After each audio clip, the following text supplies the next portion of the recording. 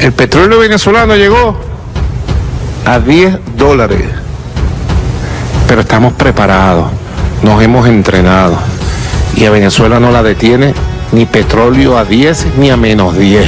Venezuela va a seguir con resistencia, con conciencia, con aguante y con fuerza su camino dentro de la cuarentena de paz, de trabajo, de atención. Atención, Nicolás Maduro asegura que Venezuela está preparada para enfrentar la caída del petróleo y ni eso va a parar el país caribeño para salir adelante. Juan Guaidó dice que la dictadura subestimó al pueblo venezolano y la gente está cansada de aguantar necesidades y la represión no puede contener lo inevitable. Estados Unidos ordenó este miércoles a Chevron cesar gradualmente las actividades petroleras en Venezuela, le prohibió perforar o exportar crudo y exigió que reduzca sus operaciones en el país a un simple mantenimiento de sus activos, afirmó este miércoles un alto cargo estadounidense. La insólita respuesta de Nayib Bukele a sus críticos: los rumores de mi rapto por extraterrestres son infundados. Al presidente de El Salvador lo acusan duramente de abusar de su autoridad en el combate a la pandemia y de no estar lo suficientemente presente. Respondió a los cuestionamientos compartiendo en su cuenta de Twitter un fotomontaje en el que se le ve sobre una estereotípica nave espacial. Teherán respondió con duras palabras a las advertencias de Donald Trump. Ordenan a las unidades navales que apunten a los barcos y fuerzas de Estados Unidos. El general Hossein Salami indicó que los militares persas recibieron la orden similar a la emitida por la Casa Blanca en la Armada estadounidense. La idea es arremeter en caso de verse en situaciones adversas. Bienvenidos a la información y arrancamos todo el desarrollo de las noticias. El presidente de Venezuela, Nicolás Maduro, aseguró este martes que el país está preparado para resistir la caída mundial de los precios del petróleo en el caso del crudo local. Aseguró que ha arrastrado la cotización hasta los $10 por barril, que es el precio más bajo que no se presenta desde 1998. El petróleo venezolano llegó a $10, pero estamos preparados, nos hemos entrenado y a Venezuela no la detiene ni el petróleo a 10 ni menos de 10, dijo el mandatario durante una locución con parte de su gobierno desde el Palacio Presidencial en Caracas. Afrontarla en todo nivel. Ustedes ven lo que pasó con los precios del petróleo. Están pendientes todos, ¿verdad? Bueno, yo ayer hablé con el presidente Vladimir Putin, varios temas. El presidente Putin me ratificó todo su apoyo al gobierno constitucional que presido, a la democracia venezolana, a la paz de Venezuela. Revisamos y ratificamos todos los planes de cooperación integral en todos los frentes de trabajo. Hablamos sobre este tema del petróleo. Estamos esperando que el 1 de mayo entre en vigencia el acuerdo OPEC Plus. Maduro recordó que el lunes sostuvo una conversación con su par ruso Vladimir Putin en la que abordaron la coyuntura petrolera, en tanto que en las próximas horas prevé hablar también vía telefónica con el secretario de la Organización de los Países Exportadores del Petróleo, OPEP, Mohamed Barkindo. Más G20, tengo una conversación con el secretario general Barkindo hoy en la noche, que es la mañana donde él vive. Hoy hubo una videoconferencia de los ministros de energía de los países OPEP para hacer seguimiento.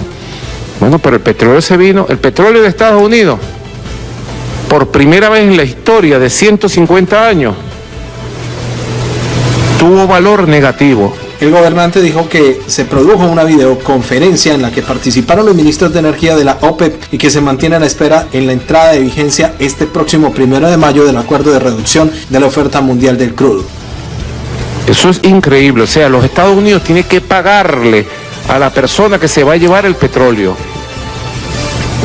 El petróleo venezolano llegó a $10, pero estamos preparados, nos hemos entrenado y a Venezuela no la detiene ni petróleo a 10 ni a -10.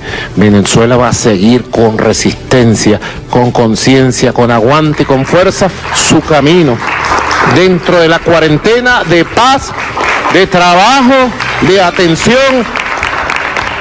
Venezuela va a seguir con resistencia y con conciencia, con aguante, con fuerza en su camino dentro de la cuarentena de paz, trabajo, de atención y de amor, agregó Nicolás. El precio del petróleo venezolano se desplomó hasta pasado los $13 tras una efímera recuperación en la semana anterior que había parado 6 periodos en la baja. Esta cotización se ubica por debajo del costo de producción que ronda los $18. Los ingresos de Venezuela dependen de en buena medida de la venta del petróleo para sus finanzas, por lo que la crisis actual, sumada a la caída en la producción que vienen arrastrando desde hace años, compromete aún más el margen de la maniobra del régimen en medio de una crisis económica de largo tiempo. Estamos hablando de una crisis económica de 6 años, según informa la EFE. Muchísima atención, porque Elliot Abrams aseguró que integrantes del régimen de Nicolás Maduro han hecho consultas serias sobre el plan de Estados Unidos para una transición democrática en Venezuela. El enviado especial de Estados Unidos para Venezuela, Elliot Abrams, aseguró que mucha gente dentro y fuera del régimen de Nicolás Maduro estaría prestando el plan propuesto por la Casa Blanca para iniciar una transición democrática en la nación caribeña. Abrams se ha referido en una entrevista concedida al portal de noticias venezolano El Efecto Cocuyo a los avances que se han producido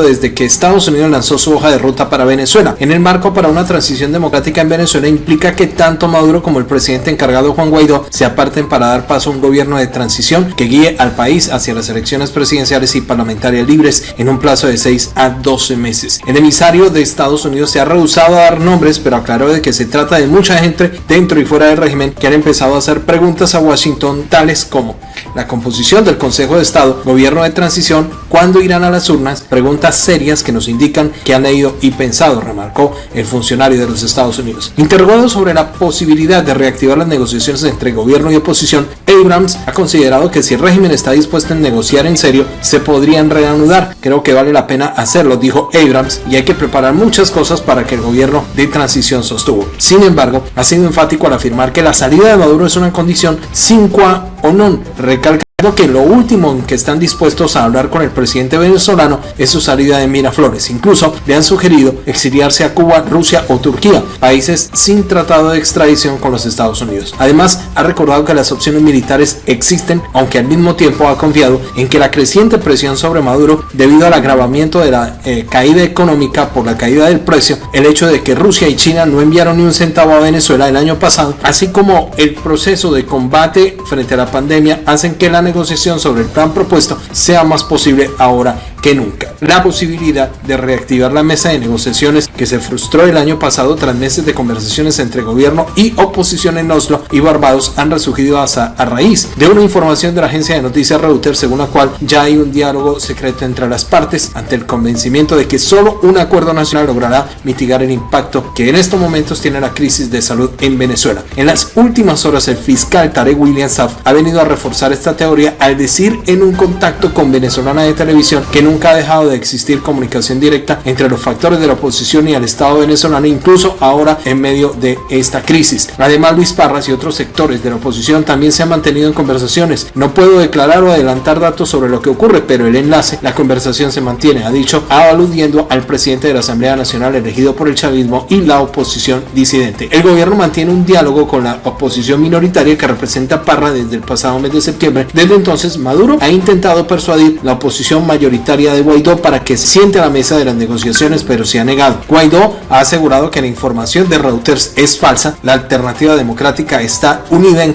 y solo existe un acuerdo posible para salvar a Venezuela: conformar un gobierno de emergencia sin narcos en Miraflores que pueda acceder a la ayuda internacional que necesitamos. Sin embargo, cada vez son las voces más que abogan por un nuevo diálogo. Así lo expuso el antiguo líder de la oposición venezolana, Enrique Capriles, en su blog, y así se lo han transmitido al Efecto Cocuyo ex chavistas no maduristas. El diálogo no puede desfallecer, no puede ninguno negarse. Se nos vino la pandemia y esto amerita que ambos grupos políticos entiendan que ahora más que nunca deben de ponerse de acuerdo, porque se corre el riesgo de un estallido social indetenible, ha dicho uno de los ex disidentes chavistas al portal venezolano, y que saca esta información a través de Europa Press. Nos vamos con más información, muchísima atención, porque hay una caída de un supuesto meteorito y que ha causado sorpresa en el cantón El Empalme, en Ecuador. En el cantón El Empalme, en la provincia de Guayas, un grupo de personas manipulan un supuesto meteorito que habría caído la noche del miércoles 22 de abril. Videos con imágenes del cuerpo celeste circulan en las redes sociales. El hecho habría ocurrido pasadas las 23 horas en el recinto Los Naranjos del cantón El Empalme. Algunos ciudadanos reportaron en redes sociales que la bola de fuego iluminó el cielo nocturno. En la red social Twitter circulan videos donde se observa el supuesto meteorito humeando. Se escuchan voces que dicen que vieron el astro caer del cielo y que aún está caliente. Sí, estoy grabando.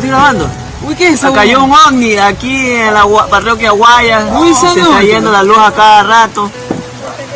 No objeto tiene una forma irregular, las personas se lanzaron al agua para apagarlo. En otro video se observa cómo varias personas manipulan el supuesto meteorito y lo trasladaron a otro lugar. Hasta el momento, la Agencia Espacial Civil Ecuatoriana no se ha pronunciado sobre el suceso, mientras que los usuarios en redes sociales piden que se confirme la veracidad de la información. ¿Ustedes qué opinan acerca de esta noticia? Nos dejan un comentario en el video. Por otra parte, Juan Guaidó dio a conocer a través de la cuenta de Twitter sobre los saqueos que se produjeron en Sucre, ciudad de Venezuela. La dictadura subestimó al pueblo creyendo que la represión puede contener lo inevitable. Esto dijo Guaidó en su cuenta de Twitter. Unas 300 personas protestaron este miércoles en Cumanacoa, poblado ubicado en Sucre, por comida y por retrasos en la apertura de comercios a primera hora de la mañana. Las escenas causaron desesperación y terminaron en disturbios, dejando 7 heridos, 2 por arma de fuego. Las personas que protestaron este miércoles en Cumanacoa, poblado ubicado en Sucre, estado costero de Venezuela, de unos 50.000 habitantes, saquearon por comida y por retrasos en la apertura de comercios a primeras horas de la mañana. Las escenas causaron desesperación, según Juan Guaidó, y terminaron en disturbios que dejaron 7 heridos,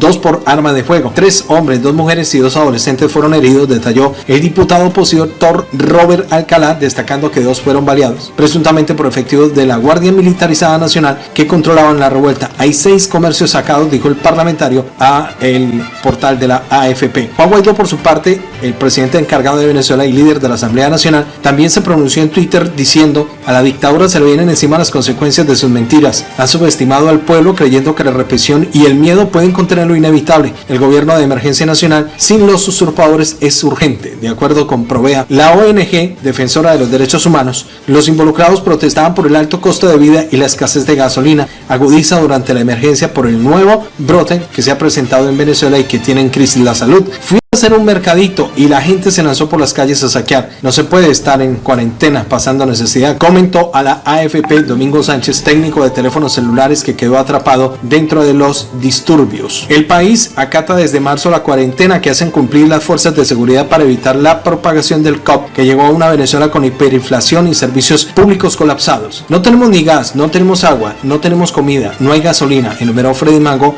agricultor que se suma también a la protesta. No imaginaba esto, Cumanacoa siempre ha sido un pueblo tranquilo, lamentó Nelson Figueras, un vendedor de pescado, y también el régimen de Nicolás Maduro no ha dado información pública. Sin embargo, el gobernador de Sucre, según la AFP, el chavista Edwin Rojas, apareció más tarde caminando por Cumanacoa entre sus seguidores según un video publicado entre su despacho, informa Infobae. Por otra parte, Estados Unidos, muchísima atención, ordenó este miércoles a Chevron cesar gradualmente sus actividades petroleras, le prohibió perforar, exportar crudo y exigió que reduzca las operaciones a esta empresa en el país de Venezuela a un simple mantenimiento de sus activos, afirmó este miércoles un alto cargo estadounidense. Hemos emitido una nueva licencia que prohíbe que los productos de petróleo o Chevron o de cualquier otra compañía estadounidense puedan llegar al régimen de Maduro, dijo el funcionario que pidió el anonimato en una rueda de prensa telefónica con un pequeño grupo de medios en Venezuela. Al mismo tiempo, el gobierno de los Estados Unidos extendió hasta el próximo 1 de diciembre la autorización a 5 petroleras, entre las que se encuentra Chevron, para operar en Venezuela, pese a las sanciones a la compañía estatal de petróleo de Venezuela, PDVSA. El Departamento del Tesoro estadounidense informó en un comunicado esta decisión que afecta a Chevron, a las compañías Halliburton, Schlumberger, Baker Hughes y Waterford International. Esta es la 5ª vez que el Ejecutivo de Estados Unidos emite una autorización de este tipo a estas empresas. La última vez fue en enero y la extensión fue por 3 meses hasta el 22 de abril. Hace más de un año, el gobierno del presidente estadounidense Donald Trump impuso sanciones a la petrolera estatal Venezuela en su campaña de presión contra Nicolás Maduro para que se diera el poder al dirigente opositor Juan Guaidó, reconocido por Estados Unidos y por más de medio centenar de naciones como gobernante legítimo del país. Como consecuencia, PDVSA, que gestiona la principal fuente de ingresos de Venezuela, tiene bloqueados todos sus activos bajo jurisdicción estadounidense. No obstante, Estados Unidos ha emitido licencias especiales para algunas compañías energéticas que continúan sus operaciones de manera temporal en Venezuela. Chevron es la única gran petrolera estadounidense que se mantiene en Venezuela, donde cuenta con 8.000 empleados. ExxonMobil y ConocoPhillips abandonaron hace años Venezuela, el país que cuenta con las mayores reservas petroleras del mundo tras la nacionalización del sector decretado por el ya desaparecido presidente venezolano Hugo Chávez. La extensión de las licencias hasta el fin de año coincide con la caída de los precios en referencias al petróleo, que se hundieron este martes de nuevo ante la bajada de la demanda y la incertidumbre sobre la reapertura económica a raíz de la pandemia.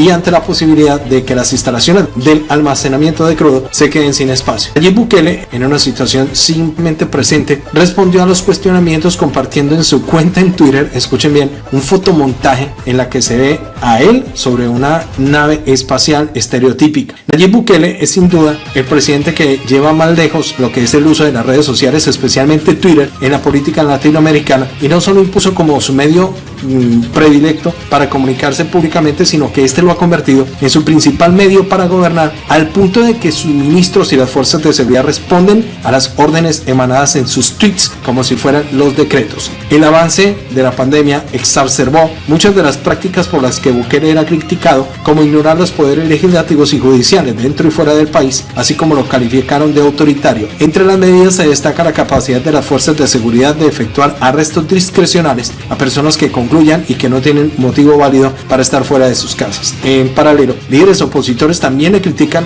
más allá de tuitear, que no esté presente en el terreno coordinando la respuesta sanitaria a la crisis, que registra 237 infectados y 7 personas que han perdido la vida en el país. Eso llevó a que algunas personas difundieran el rumor de que Bukele se había ido del país. El presidente respondió de una manera insólita a estos planteos. Primero publicó el martes una foto en la que se le ve sentado en su despacho con una mascarilla puesta y acompañado de un mensaje que pretendía burlarse de las críticas. Los rumores de mis raptos por parte de extraterrestres son totalmente infundados, escribió. Una hora más tarde llevó el enfrentamiento más allá y publicó un fotomontaje de esa misma imagen, pero con él sobre una estereotípica nave espacial, y tuiteó, refiriéndose a su nueva foto, al miércoles por la tarde, la foto continúa siendo imagen de su perfil. Este fotomontaje fue uno de los tantos que crearon otros usuarios en las redes sociales. En algunos solo se veía en su escritorio, pero con una playa de fondo, entre otros, extraterrestres alrededor, y hasta hubo uno en lo que se le veía en el Salón Oval de la Casa Blanca, con Donald Trump y junto a Barack Obama como sus invitados. Más tarde, el presidente Bukele había hecho un descargo escrito a quienes le reprochan su presencia, sea casi exclusivamente a través de Twitter. No entiendo este rumor de que no estoy en El Salvador, he realizado 4 cadenas nacionales, he estado en cargo de la respuesta ante la pandemia, he sancionado, observado y vetado decreto legislativo, lo que solo se puede hacer estando físicamente en nuestro país. He sostenido reuniones con mi equipo, con empresarios, diputados, gremiales y con trabajadores y con embajadores. Nunca en nuestra historia un presidente se había hecho cargo de cada detalle de la crisis como ahora. Hasta ahora me han criticado el todólogo por eso. Mi último viaje fue del 5 al 7 de marzo. Desde entonces, mi esposa, mi hija y yo hemos estado en nuestro país. Sé que ya no encuentran con qué atacar, pero ya están cayendo en el ridículo. Tal vez pudieran usar esas energías para ayudar, y si su corazón no da para tanto, al menos no estorben y déjenos salvar vidas, incluyendo las de ustedes, dijo el presidente. Luego compartió una encuesta en la que decía que el 98% de los salvadoreños tienen una opinión positiva de él, salvo que solo en el 1% de nuestro país, el otro 1% de 7 millones, es decir, 70,000 personas, pueden hacer mucho más daño al Salvador. La Sala Constitucional de la Corte Suprema de Justicia de El Salvador recibió desde el comienzo de la crisis de la salud un total de 174 recursos por supuestas vulneraciones a los derechos de 516 personas. Además detalló que 266 figuran como titulares de los derechos vulnerados en las habeas corpus y 250 amparos, y la Corte añadió 18 habeas corpus que fueron reconducidos a amparos a raíz que piden garantías del derecho de libre circulación y fueron presentados por salvadoreños en el exterior quienes no han podido ingresar al país. Nos vamos para el Medio Oriente. Muchísima atención, porque Teherán respondió con duras palabras a las advertencias de Donald Trump. Ordenamos a nuestras unidades navales a que apunten a los barcos y fuerzas de Estados Unidos. ¿Y qué pasó aquí? El general Hossein Salami indicó que los militares persas también recibieron una orden similar a la que emitió la Casa Blanca a la Armada estadounidense de arremeter en caso de verse en alguna situación que pueda poner en peligro sus vidas. El líder de la Guardia Revolucionaria de este país en Medio Oriente advirtió a Estados Unidos de una respuesta decisiva luego de que el presidente Donald Trump advirtiera con hundir a los navíos de Rouhani que hostiguen a buques de su país en el Golfo. Declaramos a los estadounidenses que estamos absolutamente decididos y somos serios, y que en cualquier acción van a encontrar la respuesta decisiva y va a ser eficaz y rápida, dijo el general Hossein Salami en la televisión estatal. Esta mañana el presidente de los Estados Unidos, Donald Trump, escribió en su cuenta de Twitter que ordenó a la Marina de su país destruir cualquier barco iraquí que acose los barcos estadounidenses. También hemos ordenado a las unidades navales que apunten a los barcos y fuerzas de Estados Unidos e intentan poner en peligro la seguridad de los barcos o buques que están allí apostados en el Golfo. Esto en respuesta al hostigamiento que, según Estados Unidos, recibieron 6 buques de su armada al realizar simulacros en aguas internacionales el miércoles pasado. Sostuvo, la seguridad del Golfo Pérsico es parte y prioridades estratégicas de Teherán. La Guardia Revolucionaria es la rama militar más emblemática del país y ha sido designada como organización al margen de la ley por el gobierno de Donald Trump. La tensión entre Teherán y Washington volvió a escalar en las últimas semanas. El Pentágono denunció 11 embarcaciones persas que se aproximaron a buques estadounidenses en el Golfo y calificó los movimientos de provocaciones. En respuesta a la teocracia persa, insistió que la presencia de las tropas estadounidenses es ilegal y les urgió abandonar lo antes posible esta región. He ordenado a la Armada de Estados Unidos que derribe y destruya todos y cada uno de los cañoneros del régimen y se llegan a hostigar a nuestros barcos en el mar, informó el miércoles el presidente Donald Trump, cosa que pone tensa la situación en el Medio Oriente. Los cruces entre Estados Unidos y este país en el Medio Oriente van en aumento desde que la Casa Blanca se retiró del acuerdo nuclear. Escalaron dramáticamente en el Golfo Pérsico el año anterior, pasándose al registro de esa zona en una serie de arremetidas y sabotajes entre mayo y septiembre contra buques militares y comerciales. La tensión llegó a un pico en enero con la pérdida del general en una arremetida en Bagdad que llevó a cabo un dron estadounidense. El jueves, el Ministerio de Relaciones Exteriores de Irán convocó al embajador suizo en Teherán, que representa los intereses de Washington en el país por las recientes tensiones. Los estadounidenses han experimentado nuestro poder en el pasado y deben aprender esto, advirtió Salami, informó la AFP. Llegamos a la parte final. Amigos, regálenos un like, ayúdenos a compartir. Muchas gracias por apoyarnos en nuestro canal y queremos seguir brindándoles la mejor información. A ustedes, muchas gracias. Nos escuchamos en el próximo video.